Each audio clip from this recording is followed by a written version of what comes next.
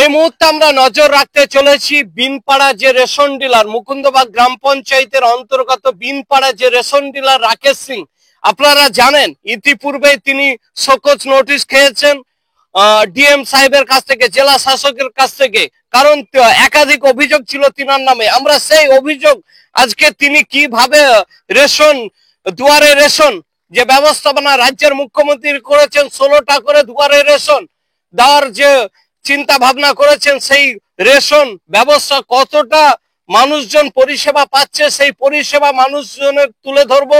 মানুষজন সত্যি কি ক্ষিপ্ত রয়েছেন তিনার জেলা শাসকের যখন তিনি শোকজ নোটিশ পেয়েছিলেন, তারপরে তিনি কতটা শুধরেছেন আমরা সেই বিষয়ে কথাবার্তা বলবো। কিন্তু বিষয়টা হচ্ছে অনেকেই কিন্তু আমরা জানি অনেকেই কিন্তু রেশন ডিলারের সামনে মুখ খুলতে কিন্তু নারাজ হয়। অনেককে দেখেছেন আপনারা। বিষয়টা হচ্ছে অনেক সময় যে ডিলার সাহেবের ব্যাপারে ডিএম সাহেবের কাছে অভিযোগ করেছিলেন, সেটা লিখিত অভিযোগ করেছিলেন, কিন্তু বিষয়টা হচ্ছে আমরা এলাকাবাসীর মুখ থেকে জানার চেষ্টা করব এলাকাবাসী এই বিষয়ে কি প্রতিক্রিয়া দিচ্ছেন। একটা কার্ডে পাবে 3 কেজি চাল আর 2 প্যাকেট আটা, আদৌ কি মানুষ পাচ্ছে? আমরা সেই বিষয়ে কথা বলবো।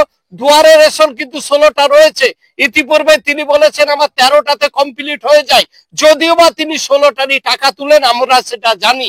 আমরা প্রথমে এলাকাবাসীর সঙ্গে কথা বলার চেষ্টা করব, তারপরে কথা বলবো রাকেশ সিং যে ডিলার, তিনার সঙ্গে কথা বলার চেষ্টা করব এই বিষয়ে তিনি কি প্রতিক্রিয়া দিচ্ছেন, এবং এলাকাবাসী প্রথমে শোনার চেষ্টা করব এলাকাবাসী কি বলছেন। বাড়িতে কটা কার্ড? বাড়ি হ্যাঁ, বাড়িতে 4টা কার্ড দিয়ে কত কি পাচ্ছে? 12 কেজি চাল, হ্যাঁ, আর ক প্যাকেট? 7 প্যাকেট আটা। একটা প্যাকেট আটা কাটতো। হ্যাঁ। এই অভিযোগটা সত্য, যেটা জানতে পারছি। হ্যাঁ। আপনি? আমার বাড়িতে হলো 3টে কার্ড। হ্যাঁ। 9 কেজি চাল, হ্যাঁ। 5 প্যাকেট আটা। একটা প্যাকেট আটা কাটতো। হ্যাঁ। সত্য, কি বলতে? আমার 6টা কার্ড 18 কেজি চাল পাই। হ্যাঁ। হ্যাঁ, আর 11 প্যাকেট মজা পাই। আবারও 1 প্যাকেট আটা কাটতো। অর্থাৎ এলাকাবাসীর যেটা সত্য, আমরা যে অভিযোগটা পেয়ে এসেছি যে 1 প্যাকেট করে আটা কাটতো, এটা কিন্তু সত্য। আমরা আবারও জানিয়ে রাখি আপনাদেরকে যে জেলা শাসকের নোটিশ, শোকজ নোটিশ পাওয়ার পরেও কেন শুধরাচ্ছে না? কোথাও কি আধিকারিকদের দুর্বলতা রেখেছে? জেলা শাসকের শোকজ নোটিশ পাওয়ার পরেও কেন শুধরাচ্ছে না? আমরা সেই বিষয়ে কথা বলার চেষ্টা করব। আরো মানুষজনের, একাধিক মানুষজনের বক্তব্য তুলে ধরার চেষ্টা করছি।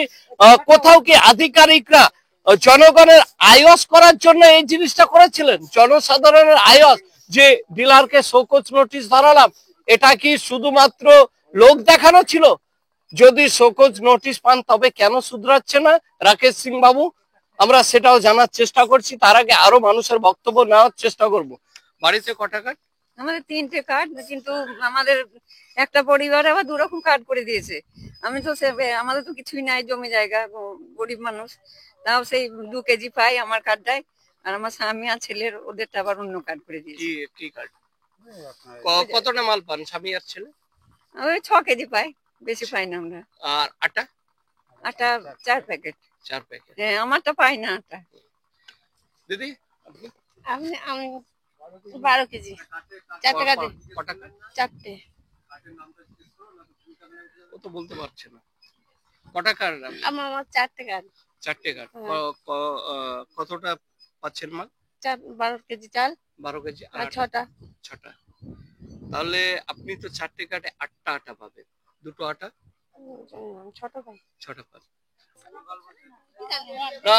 যদি আপনি 60টাই পান, আমি তর্কের খাল্লাম, আপনি কিন্তু 8টা পাবেন। আপনি কিন্তু 8টা পাবেন।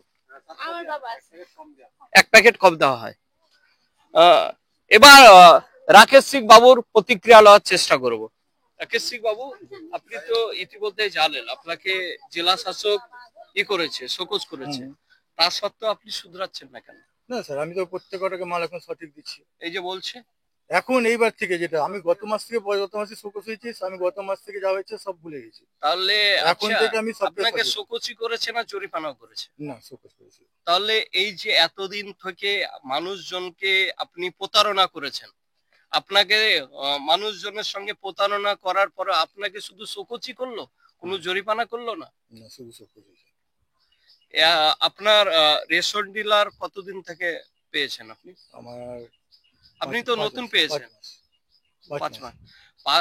নতুন যারা পায় রেশন ডিলার অন্তপক্ষে তাদের কাছ থেকে সততা আশা করা যায়। আপনি প্রথমেই অসৎ হয়ে গেলেন। সেটা তো মিস্টেক হয়েছে একটা। কেমন কেমন সবাই দেয়? যদিও বা আপনি কি ওই যাদেরকে দেখছেন অসৎ কে অবলম্বন করছেন, সৎ ব্যক্তি খুঁজছেন না? সৎ ব্যক্তি খুঁজছি তো। এবার ধরুন আমাদের ছিঁড়া ফাটা ময়দা, এবার এক প্যাকেট তো কম দিতে হবে না, পুষবে কি করবে? ছিঁড়া ফাটা একটা লোক তো কিনেও নিবে না। ছিঁড়া ফাটা আটা শুধু নেন আপনি, আপনি ছিঁড়া আটা নিচ্ছেন না তো। আপনি ঊর্ধ্বতন কর্তৃপক্ষকে কমপ্লেন করতে পারতেন। হ্যাঁ, কমপ্লেন করেছি তো। ছিঁড়া ফাটা আটা আমাদের রেশন থাকছে তো, কে নিবে রেশন?